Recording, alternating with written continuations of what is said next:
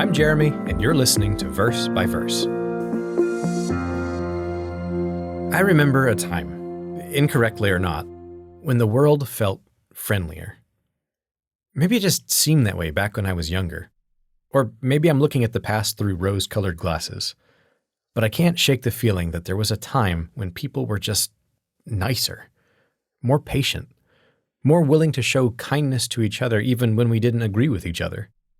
I haven't been alive that long, all things considered, but I have seen the world change in pretty significant ways. The internet and we grew up together. I still remember a time when you had to log on to the internet, sitting at your desktop computer, because we hadn't invented smartphones or Wi-Fi yet, and the logon process sounded like someone was beating up a robotic cat with a tuning fork, and it took 17 seconds to load a low-res JPEG and 3 hours to download a song, and we were happy about it because, oh no, I guess I am old. My point is, if I have a point at all, which I think I do, my point is that there was a time when it was harder to tumble down the infinite rabbit hole of the internet. In part because there was less content on the internet back then, but more so because none of us had the capacity to carry around a small black rectangular portal to the internet in our pockets. We have that now. We have smartphones and LTE and unlimited data plans and Bluetooth headphones, and now it's easier than ever to walk out into public while still ensuring you have absolutely no unplanned interaction with a fellow human being.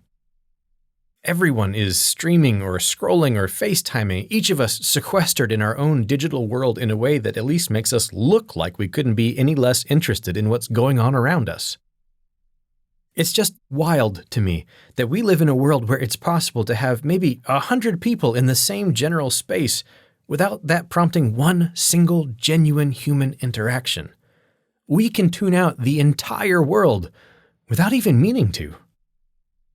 So what's my point? There's a couple of short, simple instructions in Hebrews chapter 13, verses 1 through 2.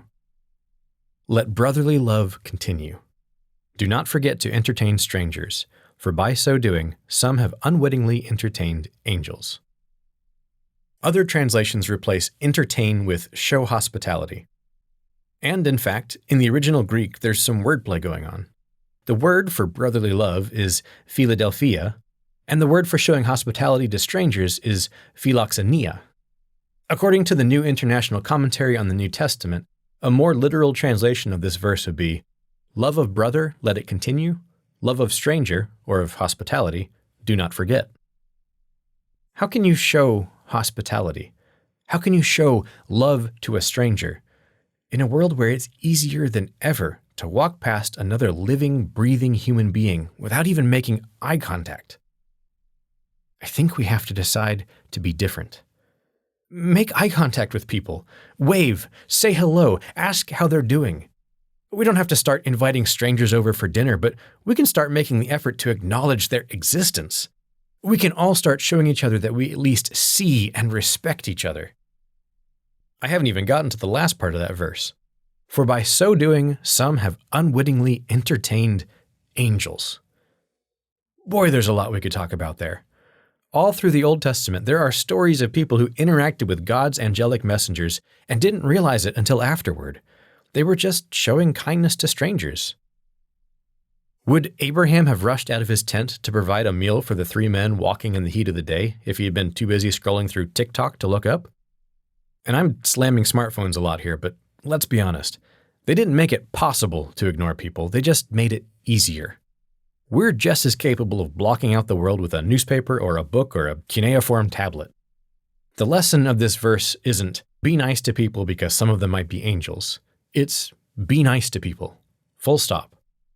But there's also a reminder that when we isolate ourselves from the rest of the world and start ignoring the people we share this planet with, we might also be isolating ourselves from interactions with God's own messengers.